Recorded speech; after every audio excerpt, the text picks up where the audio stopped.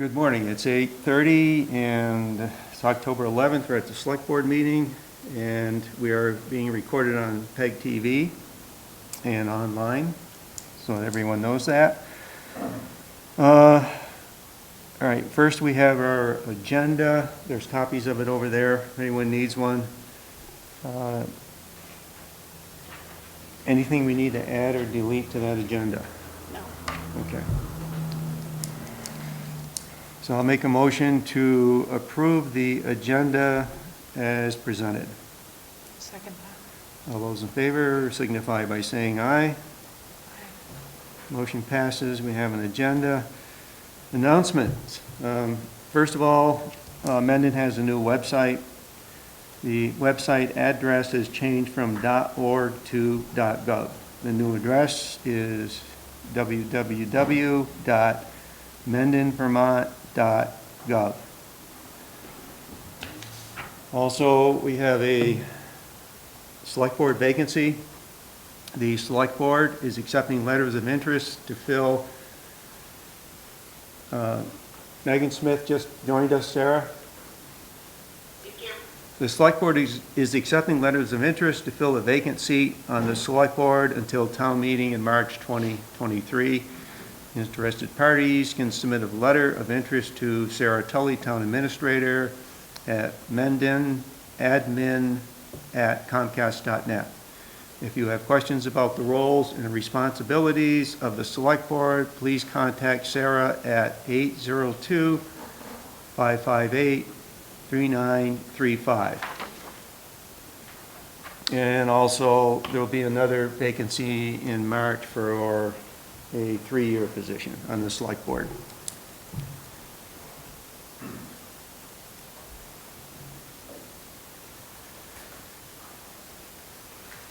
The Local Hazard Mitigation Plan public comment period is open until October 24th, 2022. The Local Hazard Mitigation Plan is posted on the town's website, which I just gave you at www.mendonvermont.gov, and copies are available at the town office. Comments can be submitted to mendonadmin@comcast.net. All right, signing of orders, get the business out of the way. I'll make a motion to approve the orders for October 6, 2022 for $42,149.46 and $600, and a payroll for October 4th, 2022 for $12,044.96. Second that. All those in favor, say aye. Aye. Motion passes, and we'll sign these.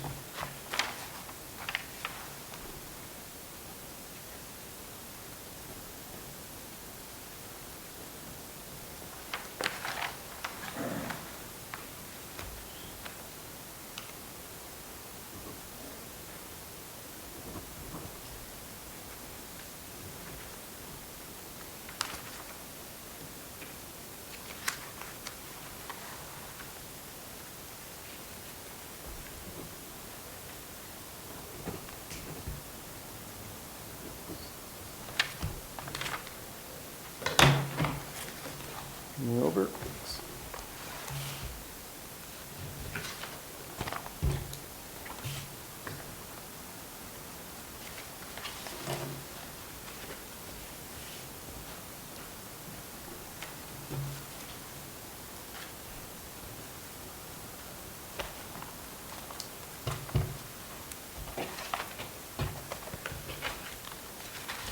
Next, we have the minutes of September 26, 2022. We've had these in advance to review. I didn't see any changes, so do you have any changes? All right, I'll make a motion to approve the minutes of September 26, 2022 as presented. Second that. We have a motion and a second. All in favor signify by saying aye. Aye. Motion passes.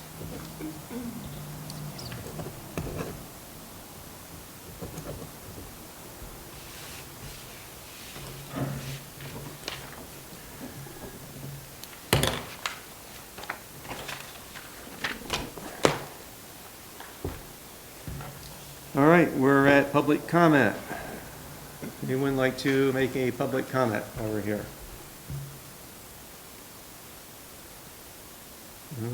Okay. Seeing none. Down to ARPA timeline and project list. That list is growing. Let's see.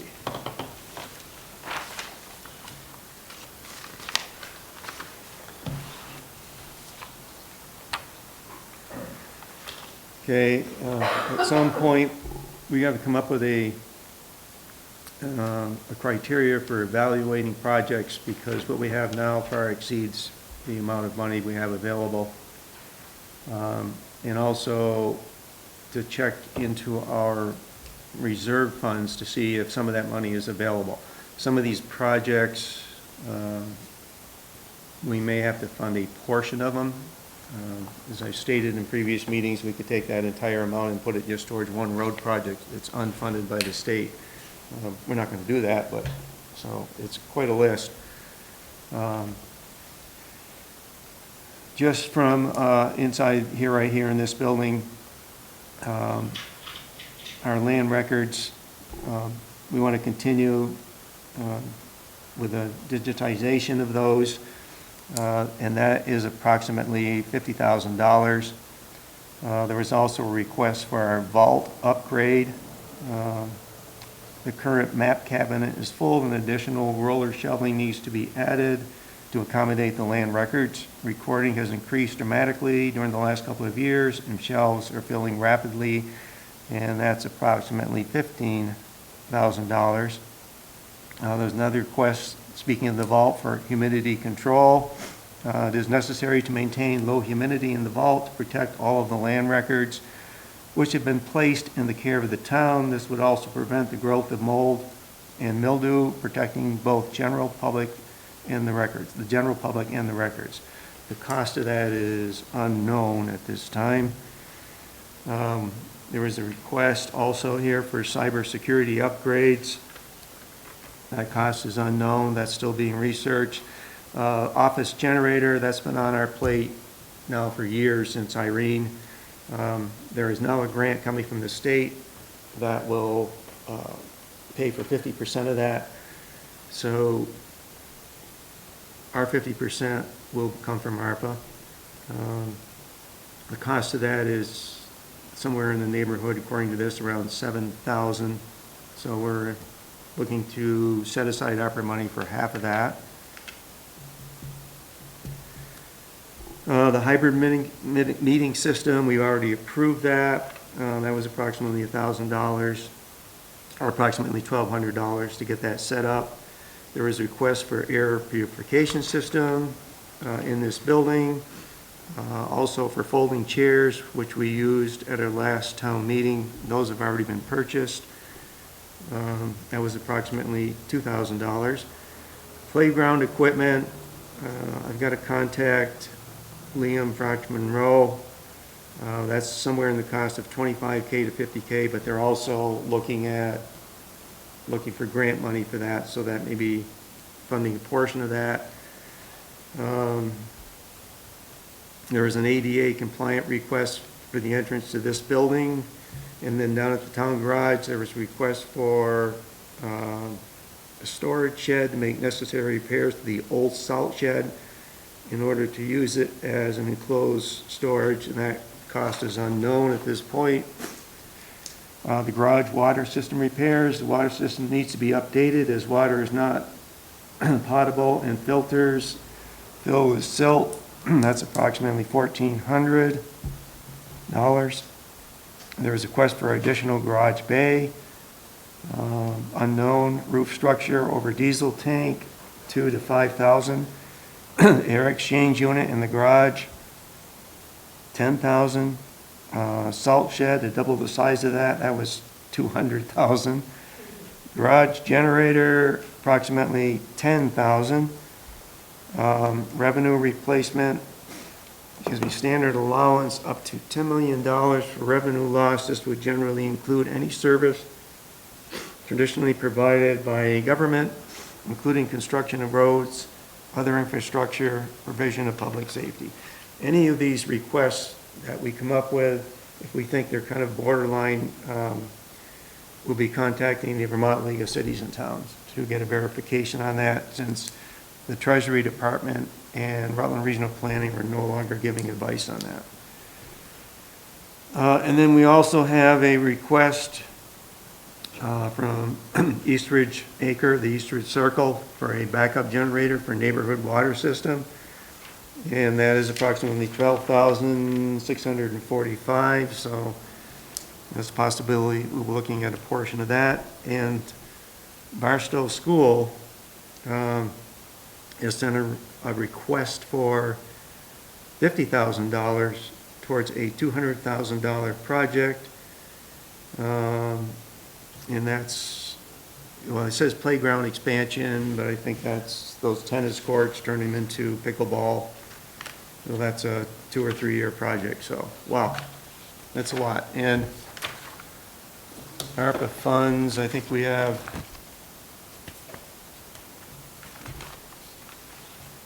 it's in our minutes somewhere. This is a repeat of that.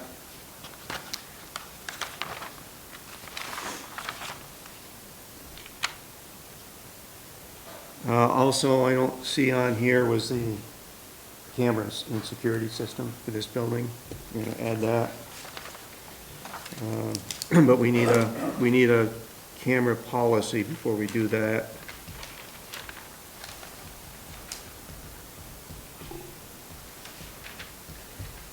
And we don't have a cost yet.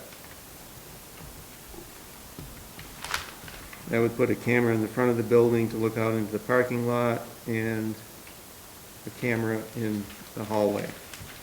But again, we have to have a policy on that first. So we have $302,214.22, and we've already spent, I don't have a total on that yet, but for the folding chairs and for the OWL system to record meetings. So there's, let's see, folding chairs. What else have we spent? I think it's about $3,000. 3,000, okay.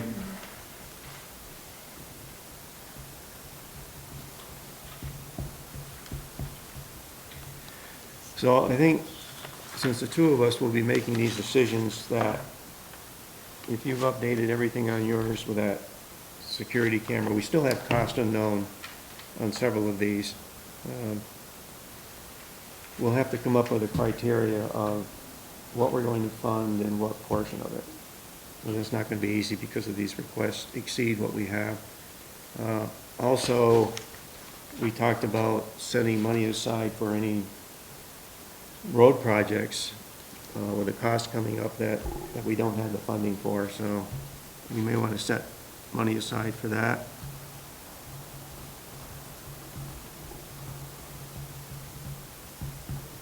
The picnic tables, did that come from the ARPA fund also that we were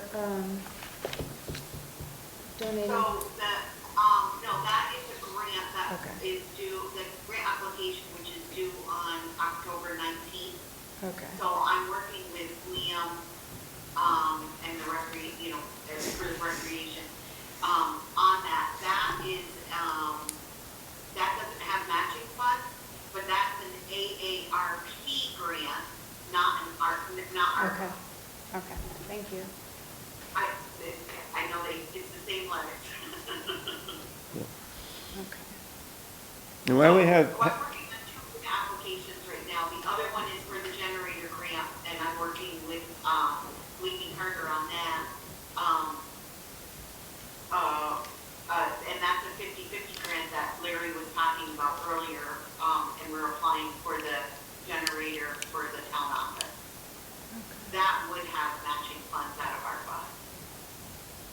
does that 7,000 sound right, or is that just something got thrown out there early on for the generator, backup generator? And that is what Phil Douglas had budgeted for the replacement of the generator, and that quote is probably 3 to 4 years old, is that estimate? So, we hasn't received a quote yet from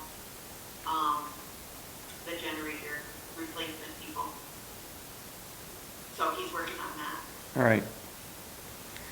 So it sounds like, just looking at some of these unknowns, including this generator, we're at a point where you and I just need to email back and forth with what you think your preferences are, what mine are, and we'll eventually get there. But we still need some of these figures to look at, what we can fund, and also, I think Megan was looking for matching funds for grants. Okay.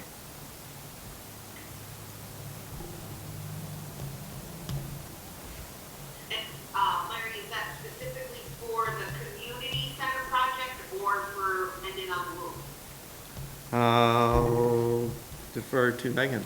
Well, certainly the community center project is the thing that's farthest down the road as far as ask, but I also am interested in trying to get the beautification committee back up again. Last year, the chair was unable to run that, so I'd like to get that done for next spring, to have some beautification projects.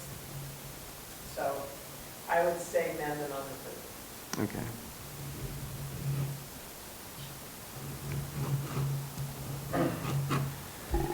All right, so Sarah, at this point, we've got a complete list. Some other things might come in. The one thing I was curious, now that we have Lisa with us, you were working on a grant for the Mendon Recreation Area for the play structure.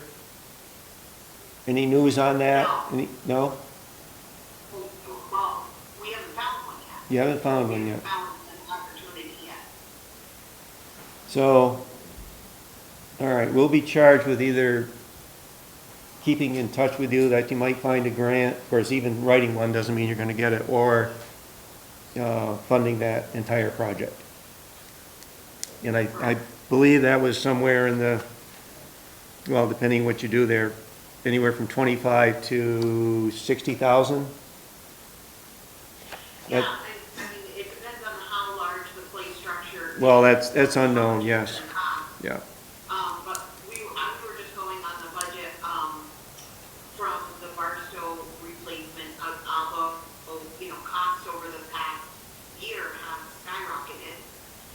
So, to get updated quotes is a goal of ours. And I believe in previous emails, even with the playground equipment, should the recreation committee and get approved by the select board come up with what they want, and just say the funding's in place, getting that installed is a year or so out, just because of supply chain issues. That's what we were told at the time, so. All right, so work on getting some of these figures updated, because we just don't have them yet. And then I'll start, and this will be like an information exchange through Sarah and you and I. We'll do what we've spent so far, again, in the neighborhood of 3,000, and we have that $311 to spend, and I'll give you my ideas, and we'll throw back and forth until we get close. We don't have to do it all now. Probably some of the end of this, I won't be here. You'll have to make a final decision, so. I'll be a phone call away. Have your phone next to you. Yeah. Did Barstow give us any idea of when they need an answer? Well, he would like an answer right away, but they are fundraising for, that $200,000 expansion, which did include a basketball court, tennis court, and 3 pickleball courts, along with a pavilion type structure with picnic tables underneath it. They have that in 2 phases. The first phase would be the construction of the pavilion, and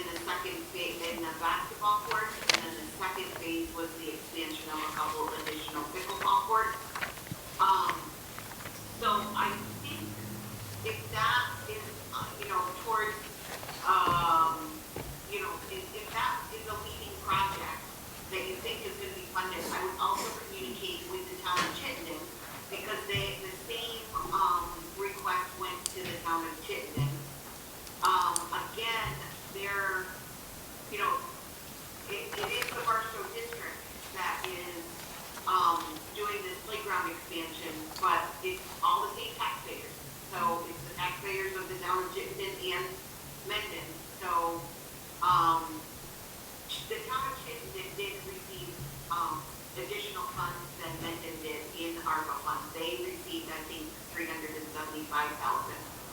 So it would be interesting to know, if their project, if this project is, being funded from the town of Chittenden, and at what level.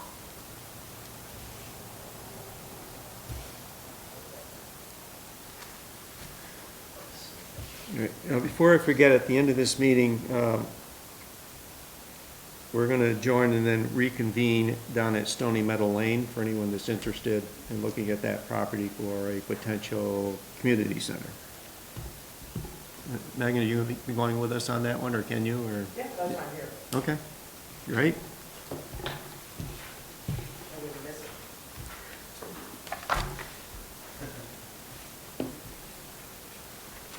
All right, so Val and I and Sarah will keep working on this and trying to get some more of these figures in.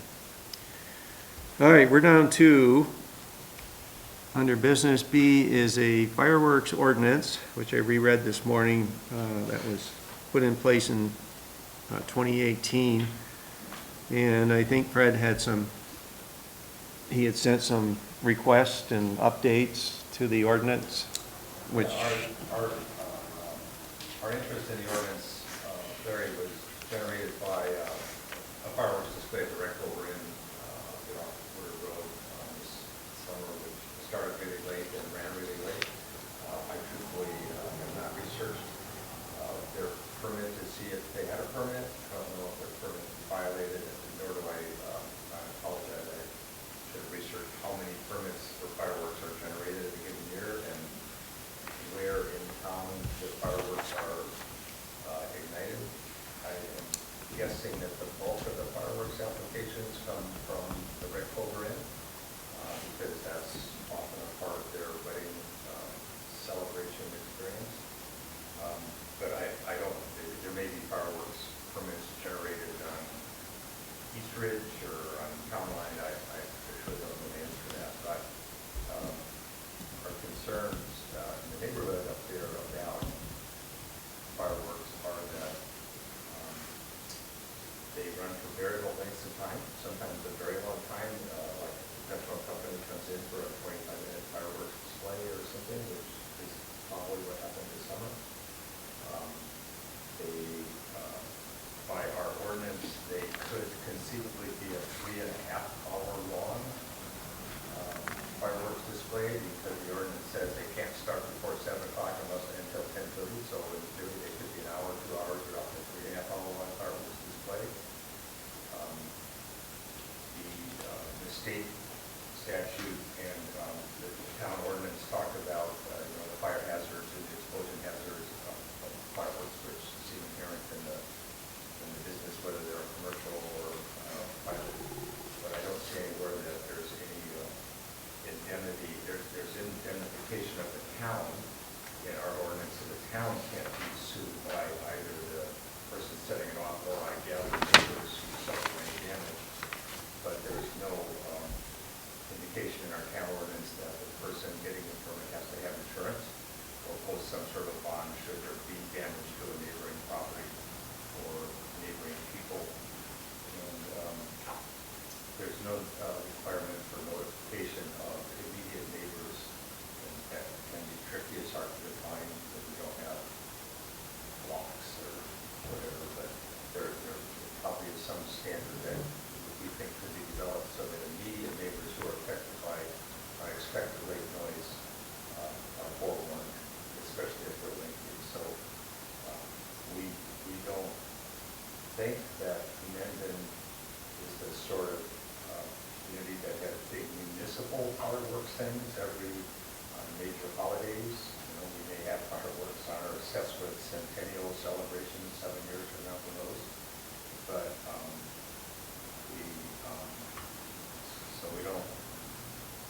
we don't think there's a big municipal every year gathering down at the rec field or whatever where fireworks are put on by the town or by the rec department.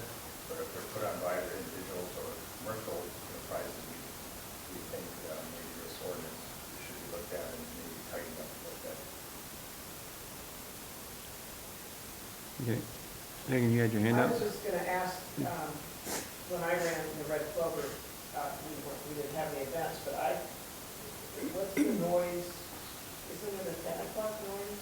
10:30 is what the Oh, it's ordinance says. 10:30? I was thinking it was 10 p.m. I think that, I believe the town noise ordinance frankly is 10 o'clock. I didn't even look at that. But, Is there, I believe it is, so that the fireworks ordinance, if I'm right, and I apologize again for not researching our noise ordinance, but that's 30 more minutes to set up fireworks when they have a band play. So Yeah. we think there are some reasonable things. I realize that some are really awkward, like insurance requirements, that, the town constable or fire warden would have to see some proof of that, the notification of neighbors, how many neighbors, how far, and in some sort of radius, are people affected by the light or animals, or owl at 10:25 at night when the fireworks go off, even 5 minutes. So we just request kind of a review of permits, some of the ordinance wording. looking at our existing ordinance, which again was done in 2018, either the constable or the fire warden issues the permit, or someone designated by the fire warden. Some of the, here's some thoughts that came from our town administrator, but I'll just read them off. And again, we'll have to do a full review, and then I'll have to have a legal review. A requirement that neighbors within a certain distance, for example, a quarter-mile radius, be notified by letter no less than 72 hours in advance of the display. That one gets kind of in kind of a gray area or subjective as of how you're going to determine what that radius is, or how do you notify it, people. Yeah, I totally agree. Yeah, that's a tough one. Is it door-to-door, email list or something? I mean, that's a tricky one. Yeah. Go ahead, Sarah. Let me interrupt you for a second. These are the statements that Fred submitted. Oh, okay. These are Fred's. Thank you, Fred. Not from Got Sarah's it. pass-through. Shoot the messenger. Thank you for that, Sarah. Fred. The second one, that the property owners hosting the display either have insurance coverage to the amount of $500 or a post a bond to that amount. And if a commercial business does the display, that they have similar insurance. Third one, that fireworks display not exceed 15 minutes maximum, whether there is one or multiple displays on a given night. And the fourth one, that the display conclude no later than 10 p.m., which is 30 minutes sooner than the noise ordinance. So you're right, it is 10 p.m. So, we don't have anything, if a fire results from this, does the town pay for this, or is this because you started the fire, or can you be fined which could be $800 if the ordinance gets rewritten? So that's got to be looked at. Yep, Jennifer. Notify the neighbors. In the case of the Red Clover Inn, we've had several, Red Clover Inn, we've had a long history with them. We started when we moved in town, I was there, and they were our neighbors. And their kids went to school as I had with the students, et cetera. So there was a lot of it was a community, and a lot of people lived there. And that became the case. And then over the years, there were managers there, and sometimes they lived there, sometimes not. And as a case in point, several of our daughters either got married there or had their receptions at the Red Clover Inn. And so what we did in the case of our daughter is we put a note at all of our neighbors' boxes. There's about 12 houses in that. Just to warn them there might be more cars coming. There will be music. We'll stop. No fireworks. There were no fireworks, but out of courtesy to the neighbors, so they knew that was happening. And then there were other young women who had receptions there. Dana Singhizer was married there, et cetera. So we have this community where it's just out of common courtesy. There's going to be some music. There's going to be this, and there's going to be noise. So I think it's logical with the Red Clover Inn now. Our understanding is it's owned by a couple who will use it as an event. This kind of thing. Apparently, the fireworks that were there throughout the summer when our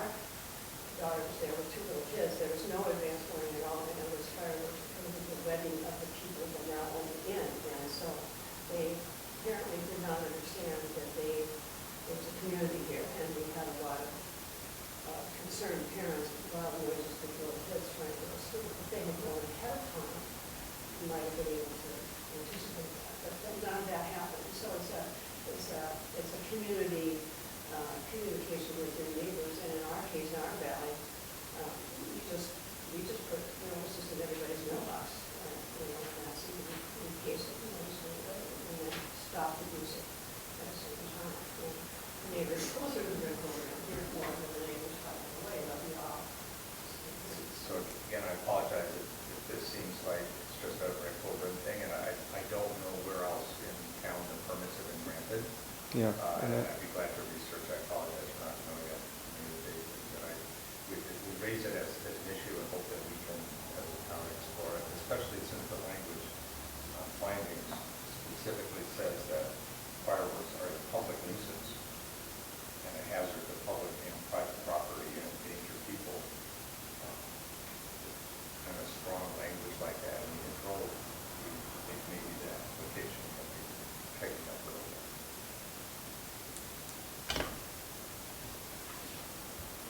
All right, so I think we've got three, well, at least two ordinances that we're kind of working on, including this one.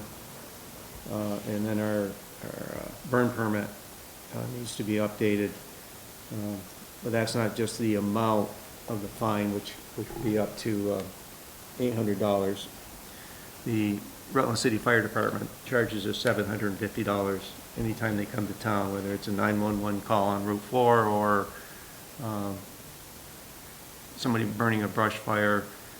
The whole idea of the permit is so that you have the permit, it goes down to the City of Rutland Fire Department, somebody calls in and sees smoke, they ask where the location is, and it's such and such a road, and they look and, yep, we've got a permit right here, we've got their number, we'll see if it's under control, and nobody has to move, and there's no $750 charge. Without that permit, they have to move, and that truck pulling out of there, the fire station, it generates a $750 charge. So that's why we need to update that charge, because our ordinance said we can charge up to $500 and then another $50 on top of that, but it's costing the town $750.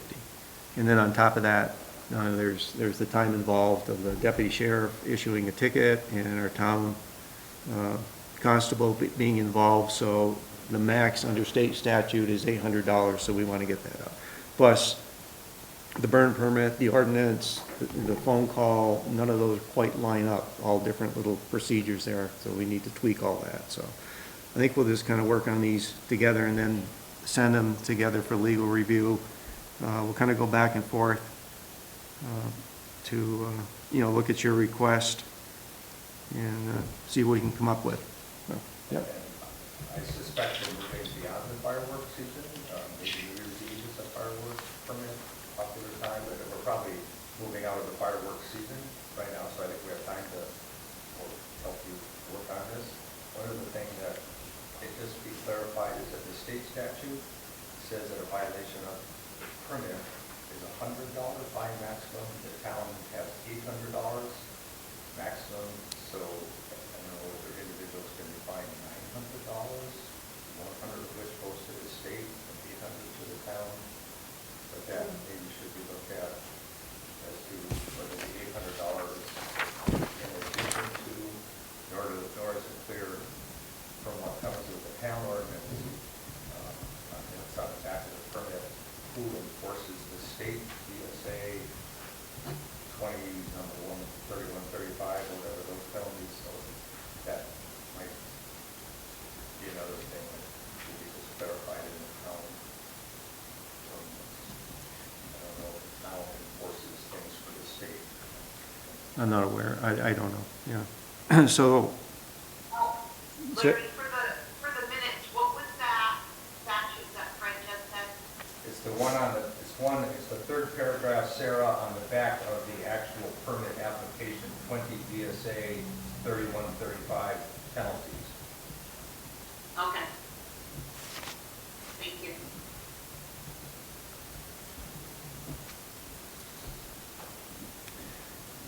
All right, so in addition, we'll have to research, how that $100 state fits in there, and who collects it, or, That's okay. Yeah, it's, you know, it's one thing we do in ordinance, we want to be thorough on it, so.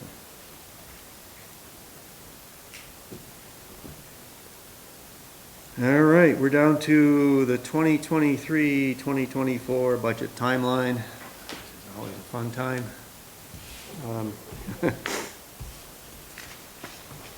I kind of know this thing upside down, inside out, forwards and backwards.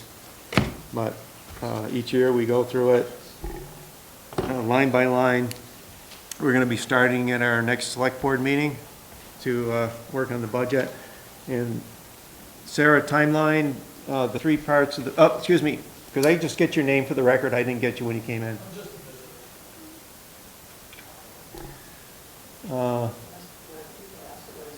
Yeah, we should have it since he was here for the official record. And I got to have your name too. I didn't give it to Sarah. Gordon State. Oh, Gordon, I know you. Sarah, Gordon Stakes is here. You got that? So Sarah, the three parts, the way I look at it, three parts of the budget: administration, highway, and public safety. Is there any idea which one will be coming first? Who's going to be ready first? So the department heads have been notified to submit their input to the select board by Monday the 17th. That way I can incorporate it all in a draft, that week for your meeting on the 24th. So, it's all gonna be done at the same time.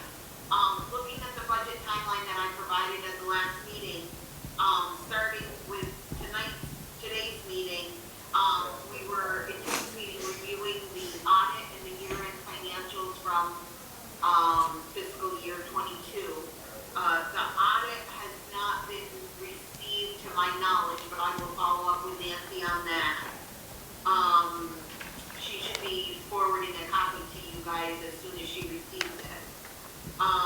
The year-end financials I did incorporate in the, fiscal year 22 actuals that, you have in the budget in front of you. To review the reserve fund balances, I provided you with an outline of, each one of the timelines of the reserve funds, that have been updated as much as, the current opening balances. But I've asked each department that utilizes those funds for updated information as to what we're planning for. So all of that detail is on there for you. And then identifying key areas of the budget that might change. A lot of these will just be, limited, but there's certain areas of the budget like, we're spending more on computers and computer software, that we expect that line item to increase. And then there might be other areas of the budget that we just know are going to, increase a little bit more.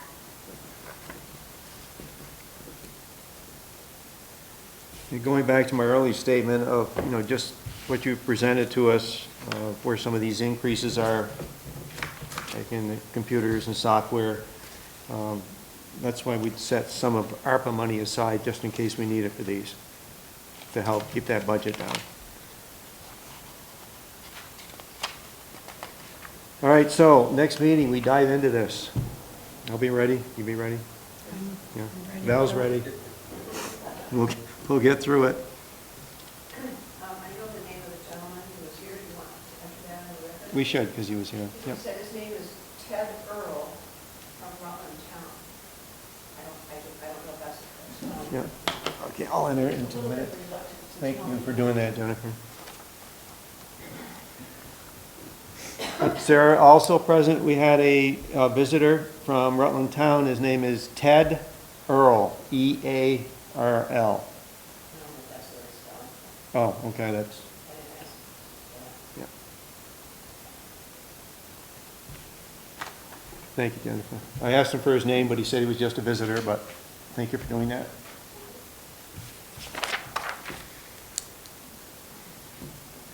All right, Community Center, we're down to a site visit at the town property. It's at Stony Meadow Lane.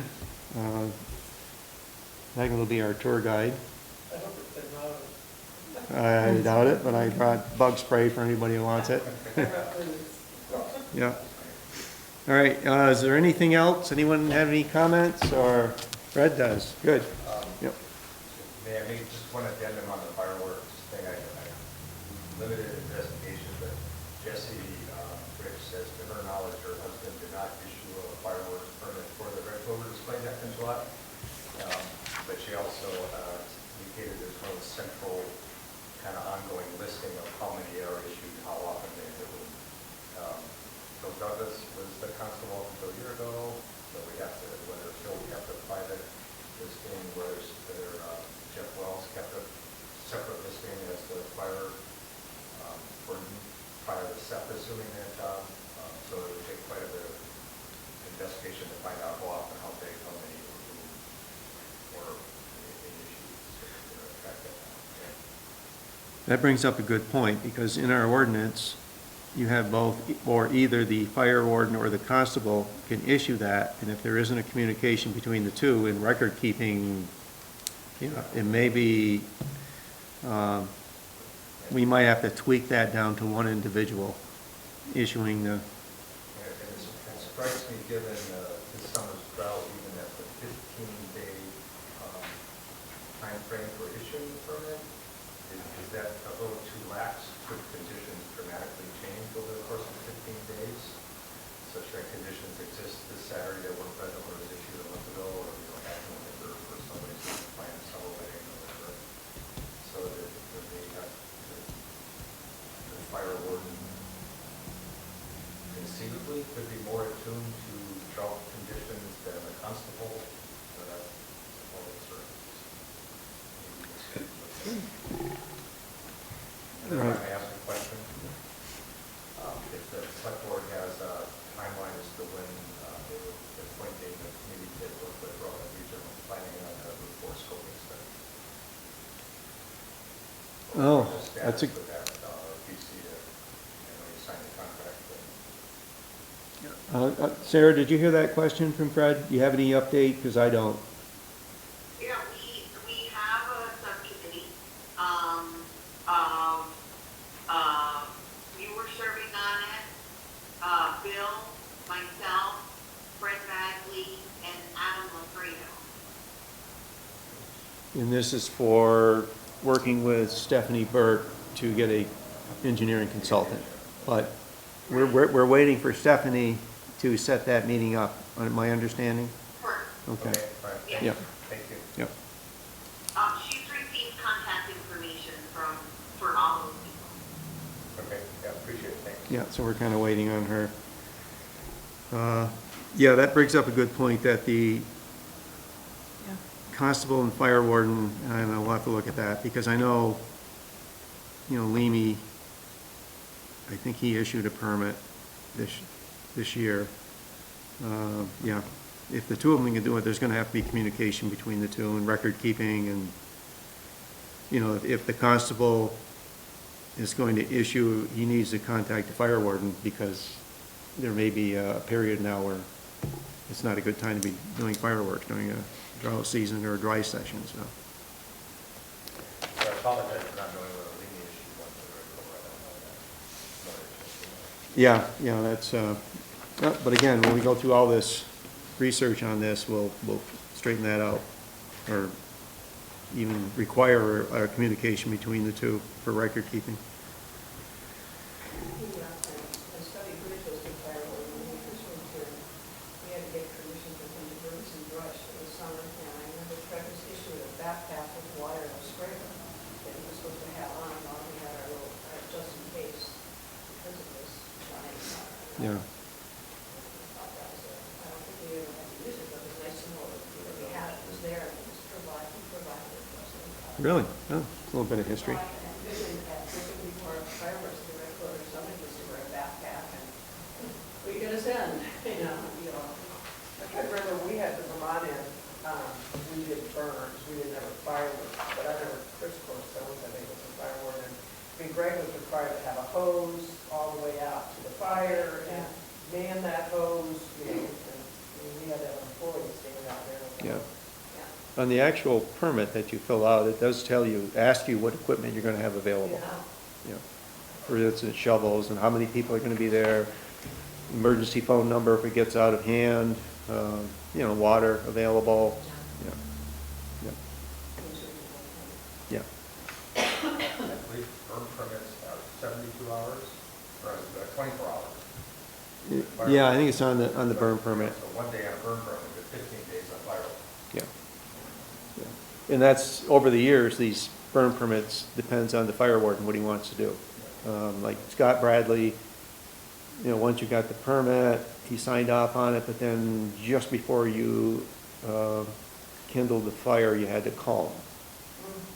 But that gets to be a nuisance, so now, basically, you get the permit from our fire warden, Seth Bridge. If you don't hear back from him, you're good to go. There's no other phone call or, yeah. And at one time, the permit had to be physically taken down to the City of Rutland Fire Department. Yeah, up until recently, because things get lost, so much comes into the dispatchers. But now, I believe they fax them down, so that's a big improvement. All right, is there anything else from anyone? No? No? No, I'm just glad you brought that. Oh. You brought up all of the questions about, I just think it's something good to look at, ordinance. Yeah, there's a lot of, you know, tweaking of it, and, yeah, okay. All right, it's 9:17. We will adjourn and reconvene at Stony Meadow Lane for anyone that wants to go down.